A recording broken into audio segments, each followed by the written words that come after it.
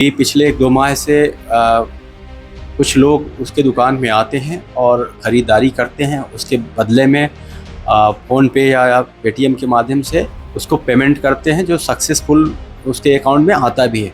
But जब उनने हिसाब मिलाया तो देख रहे थे कि लगातार वो पुनः जो ट्रांजैक्शन होता था वो पुनः जो है रिफ़ंड हो जाता था, जिस खाते से आता था उसी खाते। साइबर अपराध का तो बहुत बड़ा दुनिया है और इस समय बहुत ही ज़्यादा साइबर अपराध हो रहे हैं। साइबर अपराध का होने का एकमात्र कारण ये है कि हमारी जो लापरवाही, हम छोटी छोटी लापरवाही करते हैं, उसकी वजह से साइबर अपराध हो रहा है। जी, फेसबुक में किसी की आईडी बना करके DP1 लगा करके और फ्रेंड रिक्वेस्ट भेज देते हैं। फिर कोई आर्मी वाला बन जाता है कि वो CRPF का जवान है, उसका ट्रांसफ़र हो गया है, और फिर आपके व्हाट्सएप में कुछ फर्नीचर्स के और उसके घरेलू चीज़ों के फ़ोटो वगैरह भेज दें, लिंक वगैरह भेज करके आपके मोबाइल का एक्सेस ले लिया जाता है और फिर आपके अकाउंट को खाली कर दिया जाता है। कई बार OTP लेकर के भी आपके अकाउंट से ट्रांजैक्शन कर लिया जाता है। नमस्कार, मैं निशान मिश्रा और आप रीवा स्टोरी मीडिया देख रहे हैं। हमारा भारत देश मोदी जी के पदचिन्हों में जिस तरह डिजिटल इंडिया बनता जा रहा है और डिजिटल इंडिया के तहत हमारे युवा वर्ग हो गए या फिर बुजुर्ग हो गए, हमारे भारत देश के सभी भारतवासियों को एक अच्छी फैसिलिटी मिल रही है, सहूलियत हो रही है, ऑनलाइन ट्रांजैक्शन हो रहा है। वहीं दूसरी ओर इसके साइड इफ़ेक्ट्स भी आते हैं। कई युवा इसको अपराध के लिए भी यूज़ करते हैं। तो सर, जो शराब ठेके में कुछ युवा द्वारा ठगी की गई है, ऑनलाइन फ्रॉड, तो ये क्या पूरा मामला है, थोड़ा इसको बताइए सर। अभी कुछ दिनों पहले एक मामला आया था जिसमें शराब दुकान के मैनेजर ने एक मामला पंजीबद्ध कराया कि पिछले 1-2 माह से कुछ लोग उसके दुकान में आते हैं और ख़रीदारी करते हैं। उसके बदले में फ़ोन पे या पेटीएम के माध्यम से उसको पेमेंट करते हैं, जो सक्सेसफुल उसके अकाउंट में आता भी है।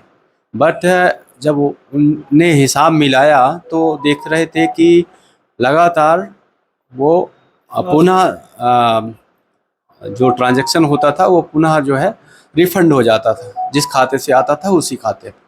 जब देखा गया तो इसमें ये पाया गया कि कुछ 3-4 व्यक्ति जो आ रहे लगातार, उन्हीं के ट्रांजैक्शन केवल रिफ़ंड हो रहे हैं। तो उनके जब तह में और जांच की गई तो पता चला कि एक लड़का जो उनके यहाँ पेटीएम का वो बॉक्स लगाया था, उसमें वही लड़का शामिल था। तो जब पता किया गया तो जब हम लोगों ने आगे इन्वेस्टिगेशन किया तो पता ये चला कि जब उसने पेटीएम का बॉक्स उनके यहाँ लगाया था तो उस समय पे उसने उसका एक्सेस अपने पास रख लिया था।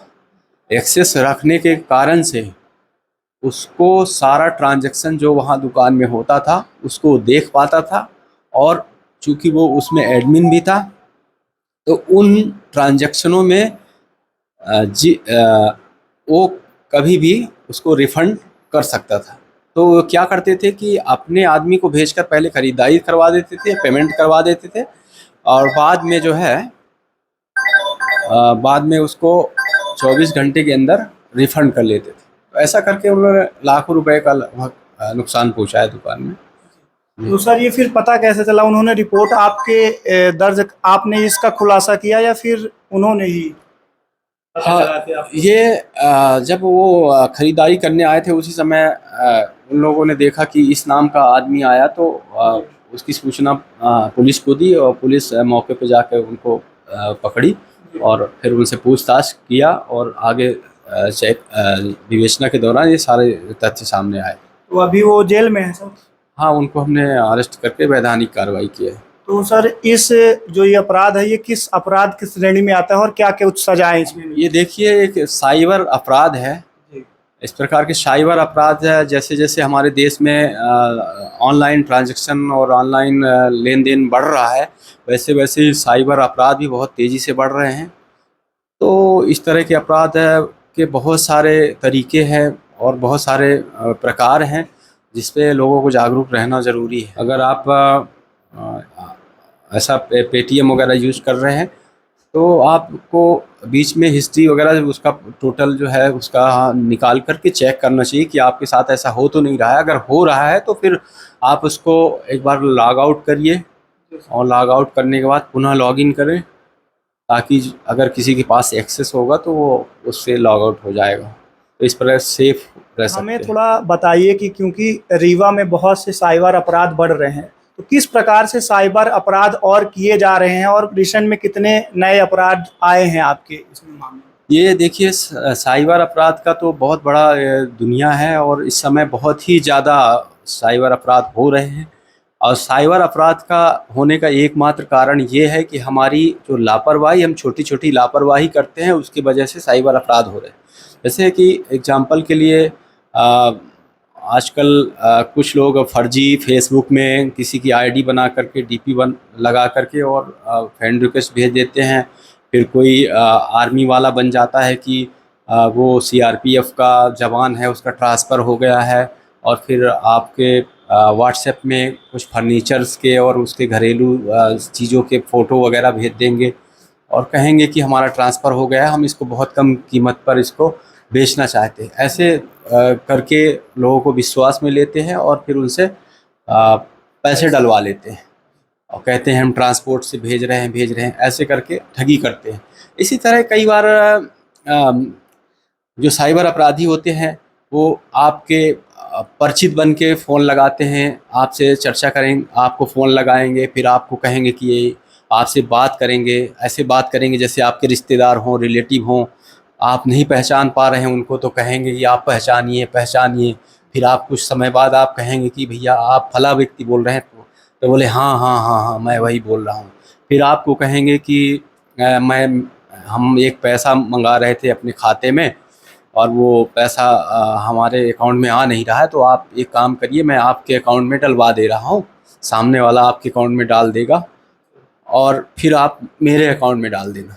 ऐसा करके वो एक फेक मैसेज बनाते हैं, क्रेडिट पैसा क्रेडिट होने का, और आपके मोबाइल में सेंड कर देते हैं और कहते हैं कि देखिए आपके मोबाइल में मैसेज आ गया होगा, 10,000 रुपये क्रेडिट हुआ है। तो आप मैसेज बॉक्स में जाते हैं, चेक करते हैं, तो हम उसमें लिखा रहता है क्रेडिटेड 10,000। फिर वो बोलता है सामने वाला कि आप ये वाला नंबर ले लीजिए और आप इसमें भेज दीजिए, जबकि वास्तव में आपके अकाउंट में वो पैसा नहीं आया होता है।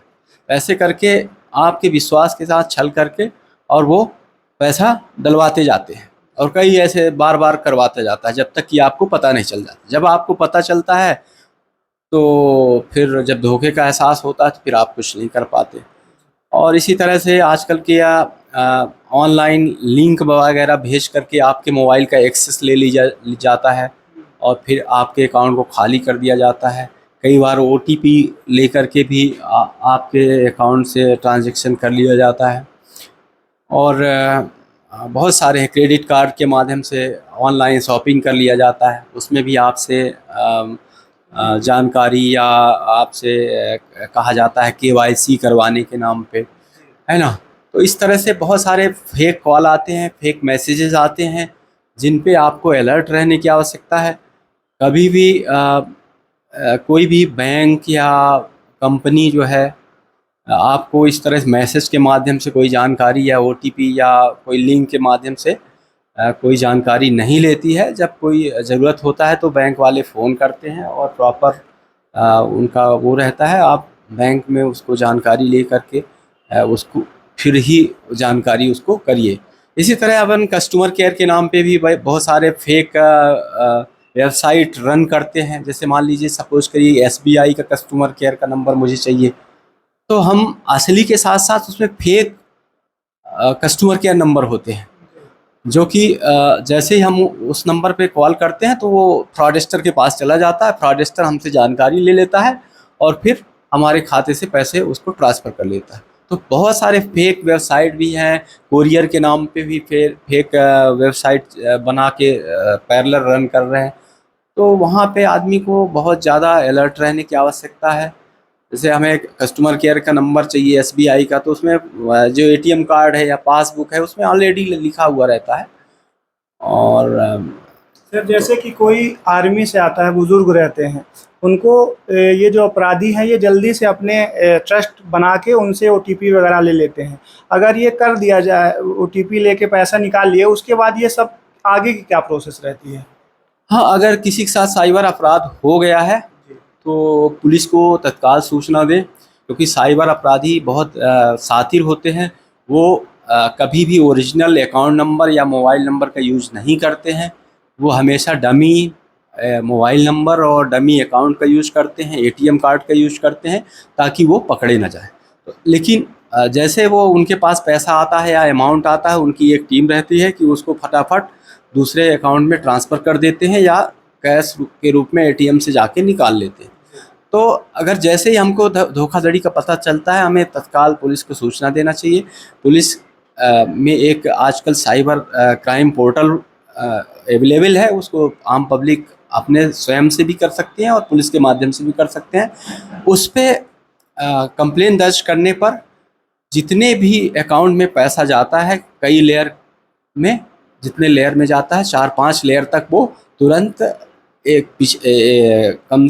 आध 2 घंटे के अंदर उसको सीज कर देता है, अकाउंट को ब्लॉक कर देता है। अगर पैसा वो लोग निकाल नहीं पाए तो वो अकाउंट वहीं पे होल्ड हो जाता है।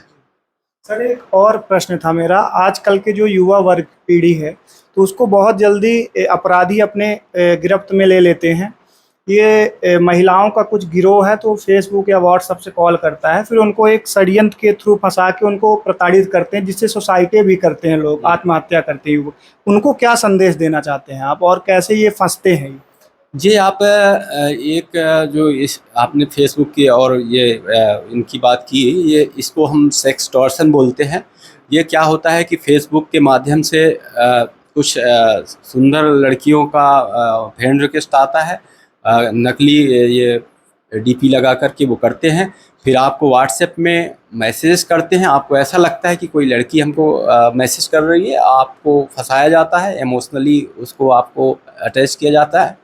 फिर आपको अकेले में जा कर के और इस तरह वो एक न्यूड कोई लड़की दिखाई देगी आपको, और आपको भी न्यूड होने के लिए कहा जाएगा, और वो सारे सिचुएशन का पूरा वीडियो बना लिया जाता है। बाद में जब वीडियो वो लोग बना के रख लेते हैं तो वो वीडियो आपको भेजते हैं और आपको ब्लैकमेल करने लगते हैं। एक यूट्यूबर का फ़ोन आने लगता है, एक मीडिया वाले का फ़ोन आता है कि मैं मीडिया से बोल रहा हूँ, आपका ऐसा अश्लील वीडियो मिला है और मैं इसको डाउनलोड कर दूँगा। तो आदमी डर के मारे फिर वो पैसा लेने की बात करते हैं। फिर उसी समय एक पुलिसमैन का फ़ोन आ जाता है कि हमको एक कंप्लेन मिला है, आप तत्काल इतना रुपए जमा करिए, नहीं तो ये यूट्यूब में डाउनलोड हो जाएगा। आदमी मानसिक रूप से फ्रस्ट्रेट हो जाता है, और चूँकि वो इज्जत का भी सवाल होता है तो वो किसी से बताता नहीं, और वो जो पैसे मांगते हैं वो जमा कर देता है। लेकिन जब वो असमर्थ हो जाता है तो कई बार वो फिर गलत कदम भी उठा सकता है, और वो बाद में जब बहुत ज़्यादा पैसे चले जाते हैं तो फिर वो बताता है किसी को। तो ये पूरी तरह से ये एक स्कैंडल होता है, ये साइबर फ्रॉड होता है। अगर इस तरह के कॉल किसी के पास आते हैं तो इस पे पूरी फेक होता है, इस पे विश्वास नहीं करें। कोई फेक ये वीडियो डाउनलोड नहीं करते हैं। अगर इस तरह वीडियो बना भी लिया है तो कोई ऐसे लीकेज होने का और कोई होने का चांस नहीं है। आप ऐसे मामलों में जो है पुलिस को सूचित करें। तो सर वो जो बच्चे रहते हैं जो फंस जाते हैं इस षड्यंत्र में, वो अपने माँ बाप या फिर फैमिली से डरते हैं, तो क्या कुछ ऐसा रास्ता है जो आप लोग के पास वो आ सके, ऐसा कुछ?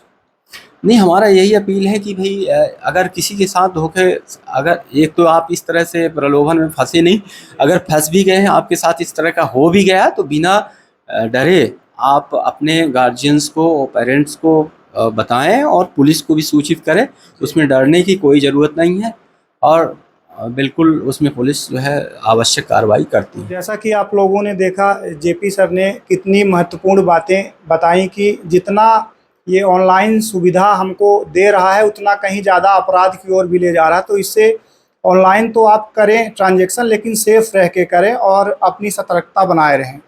वीडियो देखने के लिए बहुत बहुत धन्यवाद।